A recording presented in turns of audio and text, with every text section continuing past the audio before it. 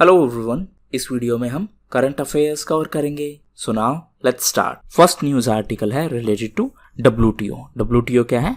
World trade organization. So recently USA और Japan ने WTO में अप्रोच किया है अगेंस्ट इंडिया। क्यों? क्योंकि इंडिया मन मर्जी से प्याज के एक्सपोर्ट पर बैन लगा देता है। सो इन कंट्रीज का कहना है कि इससे हमारे देश पर असर पड़ता है क्योंकि हम इंडिया से ऑनियन इंपोर्ट करते हैं। तो यूएसए और जापान ने WTO में इसके खिलाफ कंप्लेन की। इंडिया बैन क्यों लगाता है? क्योंकि इंडिया में ऑनियन का प्राइस जब इंक्रीज होता है suddenly, so India domestic supply को मेंटेन करने के लिए एक्सपोर्ट्स पर बैन लगा देता है। और एक्सपोर्ट्स पर बैन लगाने के कारण इन देशों की सप्लाई पर भी असर पड़ता है क्योंकि ये एक्सपोर्ट इन देशों को किया जाता है। सो यहाँ पर अपने को दो चीज जाननी है। एक है WTO, that is world trade organization. WTO की बात करें तो इसका हेडक्वार्टर है जिनेवा में, जो कि स्विट्जरलैंड में है, और इसकी स्थापना 1995 में हुई। प्रेजेंट में इसकी DG है NOI। नाउ WTO के कंटेक्स्ट में एक और टर्म यूज होती है, most favoured nation. Now coming back to this onion thing. So प्याज की सप्लाई और बाकी कुछ प्रोडक्ट्स की सप्लाई के लिए अपने देश में एक इनिशिएटिव चलाया गया है, ऑपरेशन ग्रीन्स। इस ऑपरेशन को यानी इस इनिशिएटिव को जब लॉन्च किया गया था उस टाइम पर इसका टारगेट था 3 प्रोडक्ट्स की सप्लाई को एंश्योर करना। ये 3 प्रोडक्ट थे TOP, टोमेटो, ऑनियन, पोटैटो। इन प्रोडक्ट्स की सप्लाई को एंश्योर करना ताकि इनका प्राइस है वो स्टेबलाइज रहे, क्योंकि अगर इनकी सप्लाई कम होगी तो प्राइस ऑटोमेटिकली इंक्रीज हो जाएगा। तो जिस टाइम पर ये लॉन्च किया गया था उस टाइम पर ये 3 प्रोडक्ट ही टारगेट थे और इसकी इंप्लीमेंटिंग अथॉरिटी थी ministry of food processing and industries, यानी इस मिनिस्ट्री के अंडर में इसका इम्प्लीमेंटेशन था, और नोडल एजेंसी थी नाफेड। उसके बाद इन 3 से लेकर इसको एक्सटेंड कर दिया गया बाकी प्रोडक्ट्स के लिए भी, और इसको नाम दिया गया TOTA। टोटल का फुल फॉर्म क्या है? To all fruits and vegetables. So पहले 3 प्रोडक्ट्स के लिए ये इनिशिएटिव लॉन्च किया गया था, बाद में सभी फ्रूट्स और वेजिटेबल्स के लिए इसको एक्सटेंड कर दिया गया। Next related to industrial land bank. Now मान लीजिए आप एक इन्वेस्टर हो और आप इंडिया में से 2000 करोड़ रुपए इन्वेस्ट करना चाहते हो किसी प्रोजेक्ट। सो ये इंडस्ट्रियल लैंड बैंक एक डेटाबेस है जो आपको ये शो करता है कि यहाँ पर इंडस्ट्री सेटअप करने के लिए सही जगह है, क्योंकि यहाँ पर ऑलरेडी हमने इंफ्रास्ट्रक्चर तैयार किया हुआ है। सो रिसेंटली ये इनिशिएटिव इसलिए न्यूज में था क्योंकि गवर्नमेंट ने अनाउंस किया है कि इस साल के एंड तक पूरे इंडिया में हम इस डेटाबेस के थ्रू जो भी इंडस्ट्रियल लैंड होगी उसकी मैपिंग कर देंगे। सो फर्स्ट थिंग फर्स्ट, ये इंडिया इंडस्ट्रियल लैंड बैंक है, ये DPIIT के अंडर में है। DPIIT का फुल फॉर्म क्या है? Department for promotion of industry and internal trade, और ये जो डिपार्टमेंट है ये कॉमर्स मिनिस्ट्री के अंडर में है।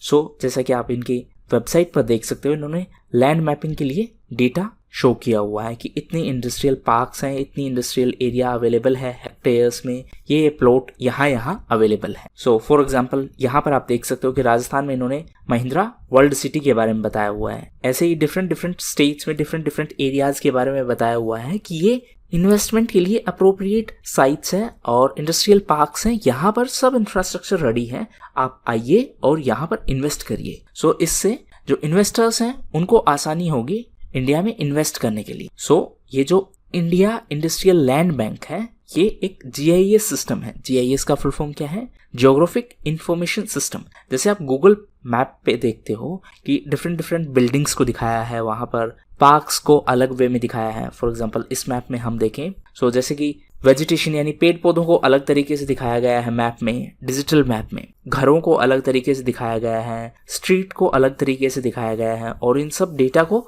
एक जगह पर मर्ज कर दिया गया है। सो ये है geographic information system, GIS। Computer system के थ्रू आप डिफरेंट जियोग्राफिकल फीचर्स को दिखाने की कोशिश करते हैं।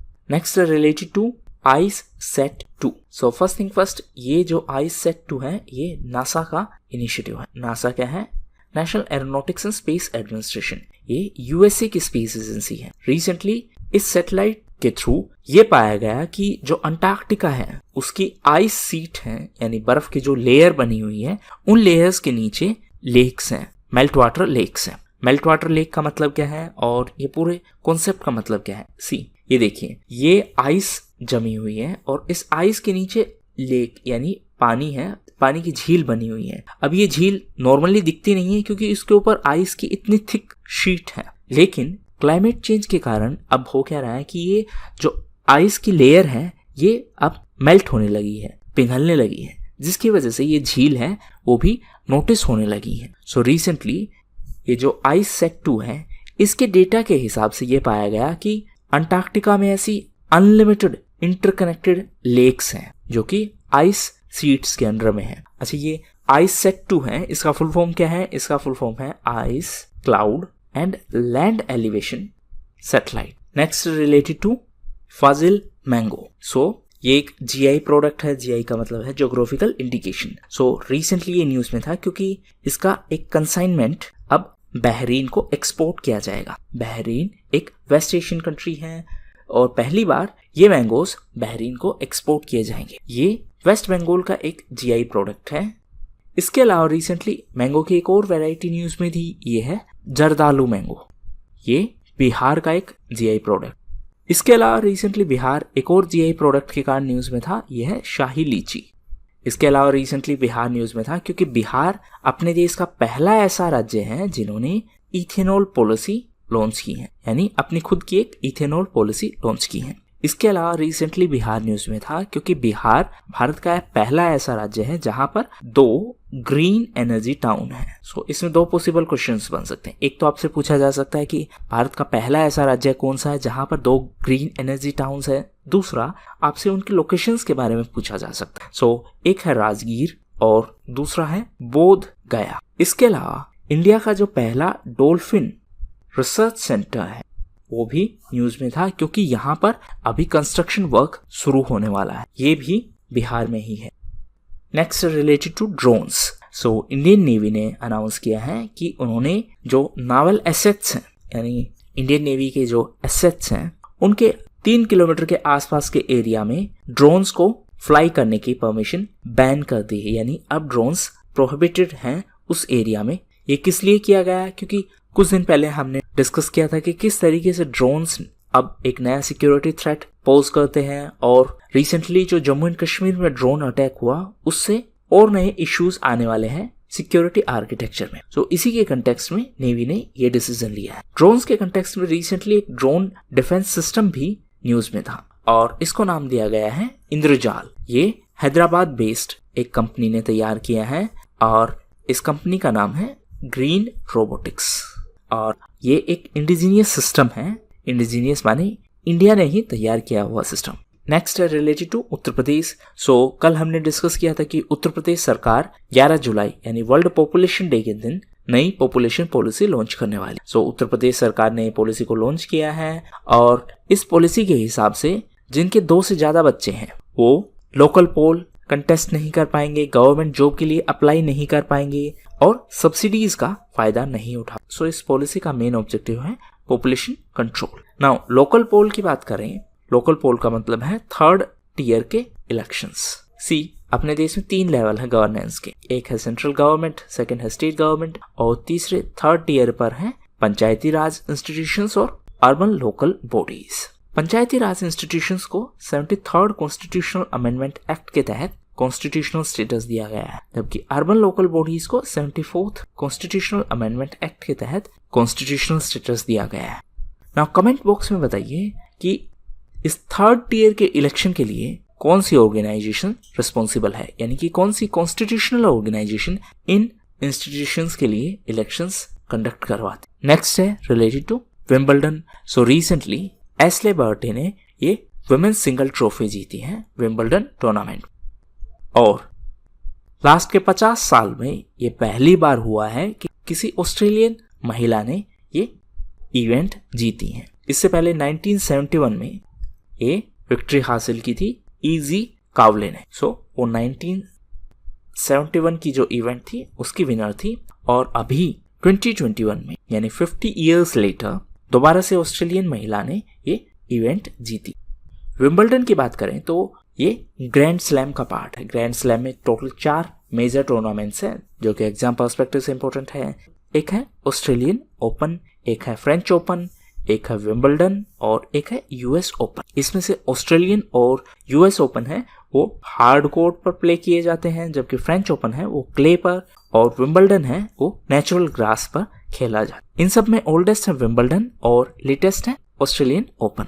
Next related to NGT. NGT क्या है? National green tribunal. So recently Madras high court के एक जजमेंट के कारण ये न्यूज में था और इस जजमेंट में ये स्पेसिफाई किया गया कि एनजीटी की जो दिल्ली की बेंच है वो बाकी बेंचेस से कोई एक्स्ट्रा पावरफुल नहीं है और कोई अलग से स्पेशल नहीं है।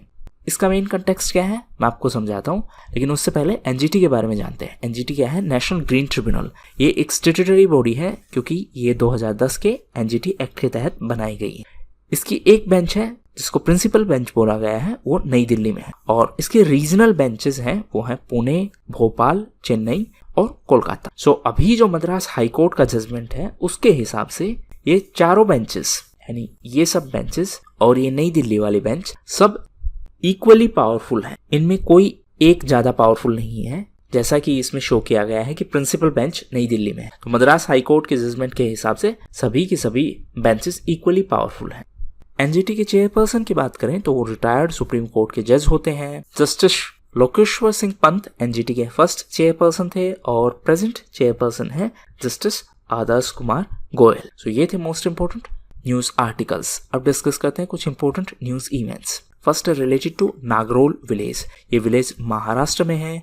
यहाँ पर एक मल्टीपर्पज पोर्ट बनाने का डिसीजन लिया गया था, जिसके बाद यहाँ के लोगों ने काफी प्रोटेस्ट शुरू कर दी, तो जिसके कारण ये न्यूज में था। ज्यादा से ज्यादा आपसे ये पूछा जा सकता है कि नागरोल विलेज किस स्टेट में है, और ये भी पूछा जा सकता है कि महाराष्ट्र में जो नई मल्टीपर्पज पोर्ट साइट है वो कहाँ पर होने वाली। Next related to doctor PK Warrier. So Ayurveda की फील्ड में वो एक जाने माने नाम थे।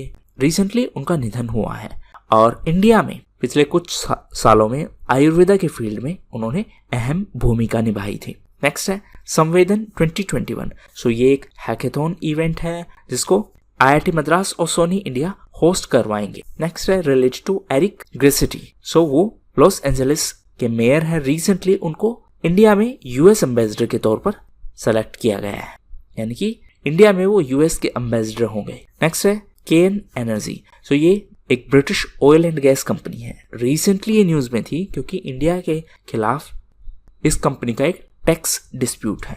एग्जाम पर्सपेक्टिव से आपको दो चीजें जानना जरूरी है। एक तो ये किस देश की कंपनी है, सो ये ब्रिटिश कंपनी है। दूसरी बात ये न्यूयॉर्क कन्वेंशन। सो ये न्यूयॉर्क कन्वेंशन है, ये आर्बिट्रल अवार्ड्स रिलेटेड है। आपको सिर्फ इतना ध्यान रखना है कि इंडिया इसका सिग्नेटरी है और ये है related to enforcement to arbitral award.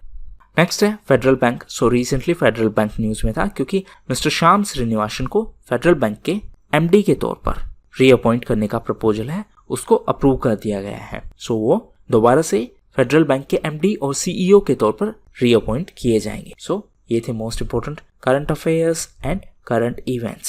Thank you, and that's all for the day.